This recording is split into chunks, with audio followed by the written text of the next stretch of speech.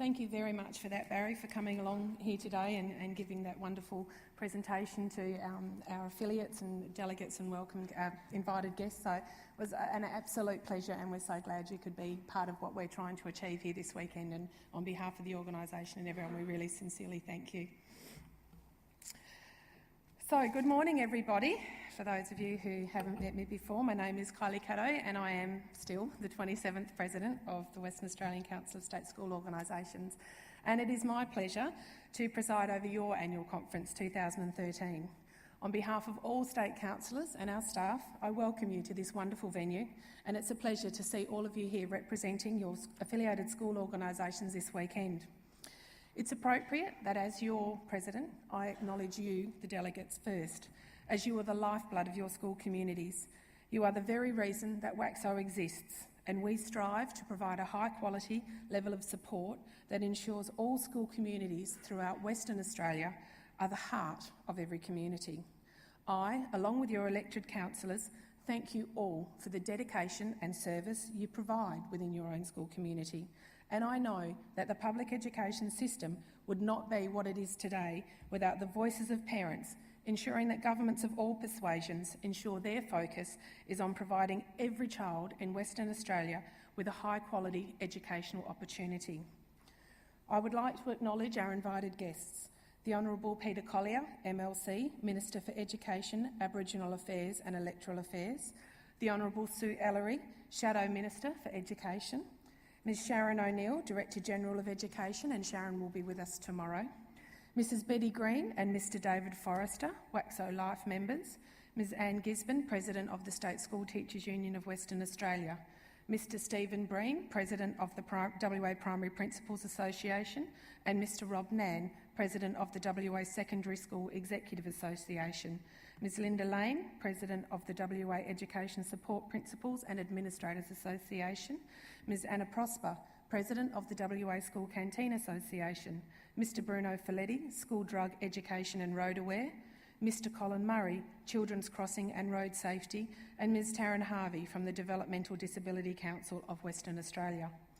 Delegates, invited guests, observers, ladies and gentlemen, it is my great pleasure to welcome you all to your 79th Annual Conference of the Western Australian Council of State School Organisations. WACSSO is so much easier to say. The State Council is directed through broad representation by approximately 670 affiliated parents and citizens associations, which your presence here this weekend represents. It remains vitally important that directions and policy information are representative and provide State Council with a solid foundation on which to base our activities for the year ahead. This year's theme is Parental Engagement, Choose a Seat on the Education Journey. When I think back about the number of seats I've occupied during both of my daughter's education, I could probably fill a bus, and I'm probably no different to most of you in the room.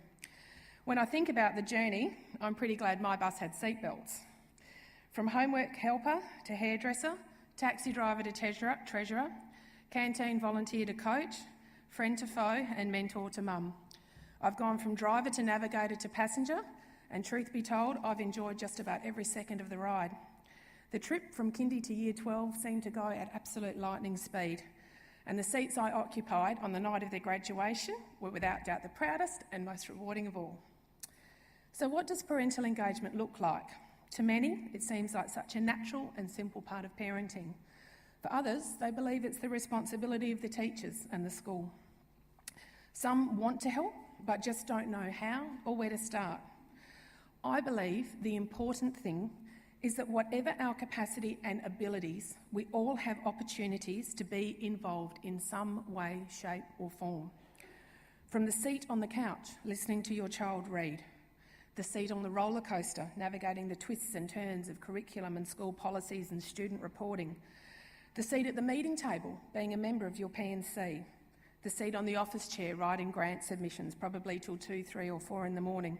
Or maybe you feel like your seat's on a pogo stick, bouncing around madly in all directions, trying to get these and everything else done. There are always avenues to get involved, but all too often, not enough bums on seats. So why is this important? Research from numerous education academics shows that positive parental engagement can and does significantly influence student academic attainment. It tells us the most successful schools engage students, parents, carers and the community as partners in supporting student learning. And many schools have already developed strategies to engage with parents and community. However, with the overwhelming evidence that parental engagement has a positive effect on student achievement, all schools and their communities should be encouraged to strengthen their engagement with and between students, teachers, parents and carers, support staff and the wider community. This year's theme becomes increasingly significant as the education system here in WA is going through a period of enormous change. The implementation of national curriculum, preparing to relocate our Year 7s to high school, changes to the WACSSO, and the final years of the half cohort, resulting in more 18-year-olds than ever before in Year 12 and celebrating at leavers. There is not a single school year that will not be impacted. These changes, coupled with the increasing demands on the public school system, a diminishing budget and a state premier who has thus far refused to sign on to the new funding arrangements resulting from Gonski, or the better schools if you like for now, signal tough times ahead. For well over a year now, our premier has stated that the Gonski review had some merit. Yet he continues to object to the federal government's proposed funding arrangements, which would see a new level of equity introduced across Australia for the benefit of all students. So it seems Premier Barnett doesn't mind taking money, federal money, for our roads, and schools will be implementing the national curriculum, and universities in the West, by the federal government, will still have their funding cut to pay for reforms, and everyone here will continue to pay taxes. And the independent and the Catholic schools in Western Australia who have signed on to the new agreements will see the benefits. But none, not one, of our public schools in Western Australia will benefit. And indeed, many will continue to struggle. And I really hope it's not for the sake of political point scoring.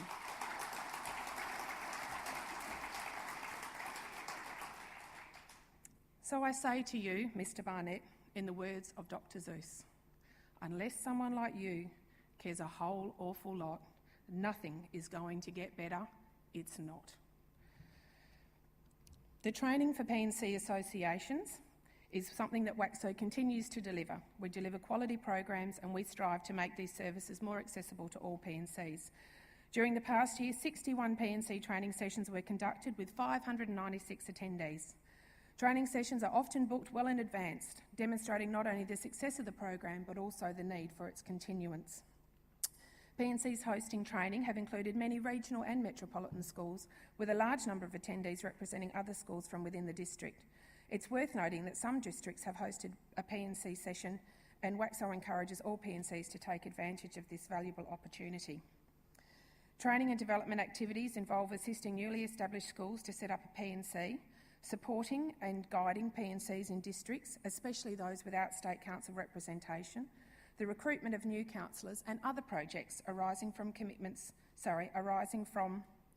training feedback. With 2014 fast approaching, we look forward to an ongoing commitment from P&Cs to take up the opportunity to invest in the development of their members with training. Continuous improvement will lead to new and improved programs and development opportunities that support and contribute to the WACSSO strategic focus. Look out also for our in-house sessions and the WACSSO blog that continues to receive positive feedback from affiliates. WACSSO strives to be a driving force in educational policy development throughout WA. We believe the best possible way for the voice of Western Australian parents to be heard is through active participation and representation in numerous government organisations and community groups. WACSSO has a long and mutually rewarding relationship with the Department of Education and is constantly involved in discussions with department representatives. The department remains the key organisation that we wish to influence, and we have been very thankful for their willingness to engage with us on a consistent basis in regards to the concerns of parents and community members. By keeping the pathways of communication strong and open, WACSSO state councillors are able to provide affiliates with reliable, up-to-date information. The state councillors of WACSSO are the link between the organisation and affiliates in their electorates. The state councillors are involved in representing the voice of parents and carers on a variety of committees. Through our representation and work with these groups, WACSSO is able to ensure that decisions made by government agencies and community organisations are in the best interests of students in public education. WACSSO state councillors and staff have been involved, and myself, and provided parent representation to the committees you see up on the board. And you can all read, so I talk enough, I'm not going to read them all to you. So that's our involvement over the past 12 months. So you can see there are many and varied. This year, WACSSO has continued to build upon its relationships with public and stakeholders by actively engaging with the media and increasing social media activity. Both the Facebook page and Twitter accounts are thriving, with lots of engagement with affiliates, stakeholders and the greater education community. The Facebook page especially, I'll just spit my teeth out, sorry. The Facebook page especially enables parents to not only receive information from WACSSO, but to interact with us. It's just another medium fostering valuable two-way communication and strengthening WACSSO's potential to remain in touch with school and our ability to remain in touch with school communities has increased. I urge everyone to follow us on Facebook and Twitter, and don't be afraid to message or comment and tell us what's important to you. The P&C Voice and digital WACSSO e-news remain the core of our regular publications. Both serve as a way of summarising current education initiatives and changes, as well as publicising important event information and dates. 8 editions of the P&C Voice were printed throughout 2012-13, and we're always looking for contributions from P&Cs of letters, reports, photos and activities. The readership is wide and not just limited to parents, but whole school communities, including teaching and administration staff. The e-news was emailed to over 1,800 fortnightly readers during school terms. It's steadily growing in readership and underwent a rejuvenation this year. E-news facilitates the perfect opportunity for P&Cs to advertise events and volunteer or paid positions for education sector agencies to submit articles of interest to parents and the school community. This regular means of communication is very well received. Many readers admit to being quite dependent on the e-news to learn about current education issues and school developments, grants, programs, events and WACSSO information. Affiliates can also seek information from WACSSO and state councillors. Your state councillors are often the first point of call for many of you new to your role within the P&C and keen to find a source of assistance. At various times throughout the year, their involvement with P&Cs and WACSSO parents look for introductory and explanatory information, encouragement and supportive role models. I suggest that over this weekend you take every opportunity to engage with your state councillor and get to know them. They really are more than eager to help. So while WACSSO continues to strive to fulfil the needs of affiliates, it's imperative that we recognise why we exist in the first place. Without the hundreds, and I think at last count we're sitting around 670, hundreds of thriving P&C associations and the many, many thousands of dedicated parents and citizens undertaking the grassroots work in their school communities, where would we be? Here is some insight into the wonderful work undertaken by P&Cs and the individuals that contribute so much year in, year out, promoting strength in their community, promise for the future and great role models for each of us. Baldivis Primary School. Baldivis Primary School's wonderful P&C and its wider community are leading the way in engaging in a shared responsibility for developing and implementing sustainability education for Baldivis students. Their Big Red Shed build project is surrounding vegetable gardens and fruit orchard have become a shared school community vision, and its progress has seen strong relationships form between teaching staff, parents and the P&C and the wider community. Mount Lawley Senior High School. The Mount Lawley Senior High School Community Art Auction is organised entirely by the parents from the P&C. 2012 was the 8th consecutive year for this fundraising event, transforming the senior school's classroom into bright and beautiful art exhibition. Almost 80% of the artwork was sold, raising $21,000 for the arts learning area in the school. Two Rocks Primary School. Ride to School Day is a day to inspire students to actively travel to school on a regular basis. Two Rocks Primary School Ride to School Day was a huge success, with 184 students either riding their bikes, scooters, skateboards or walking to school. The day was sponsored by Bike Force in Joondalup, who provided prizes for some lucky students, including a mountain bike, which was won by Kristen, a Year 3 student. And I'm guessing that's Kristen right there holding up her certificate. That's fantastic. There are many other P&Cs out there also doing a fantastic job. Could you all please put your hands together and congratulate them?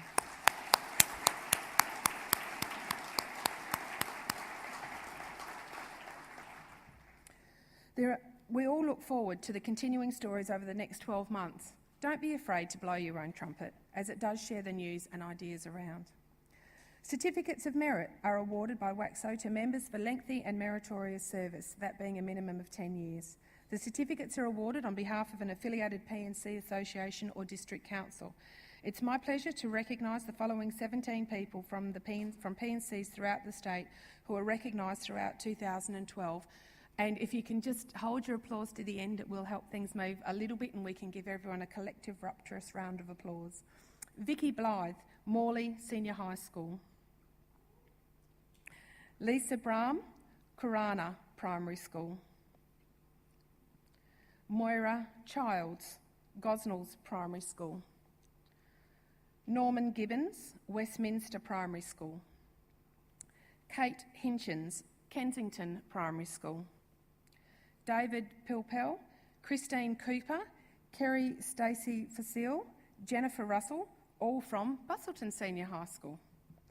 Maureen Kay from Comet Bay College.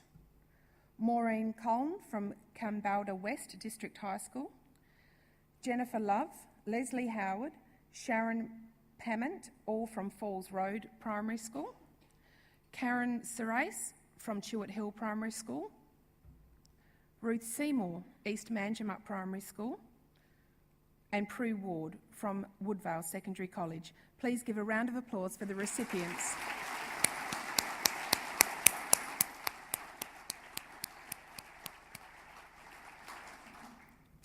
I am sure there are many others out there who have given 10 years or more of distinguished service, and I would encourage P&Cs to nominate them to WACSSO for formal recognition.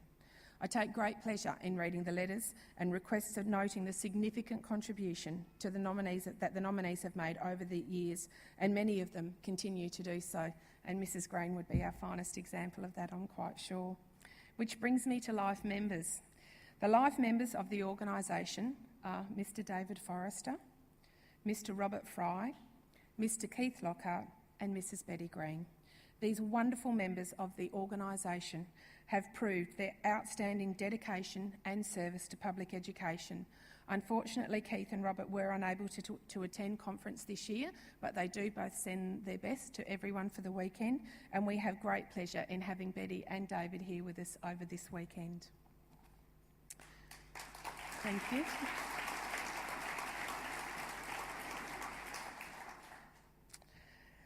Our councillors and staff. It is my pleasure to introduce the councillors that collectively represent you at State Council and bring the collective views of education districts back to one forum to ensure the real views of parents in public schools are being represented. A dedicated staff who work continuously in supporting this organisation through a range of affiliate services to all of you and have been the drivers of bringing this conference together for the weekend. I would also like to acknowledge our two casual staff members, Davetta Ridgewell and Sam Hardcastle. They aren't here with us this weekend, but they are an immense asset in our office. We have 18 vacant electorates at the moment, and if you believe you can give time to representing an electorate, bringing educational issues to WACSSO and supporting P&Cs, please approach one of the councillors and find out some more about what is involved in being a councillor. It's not an easy role, but it is personally rewarding for those that put the time and energy into it.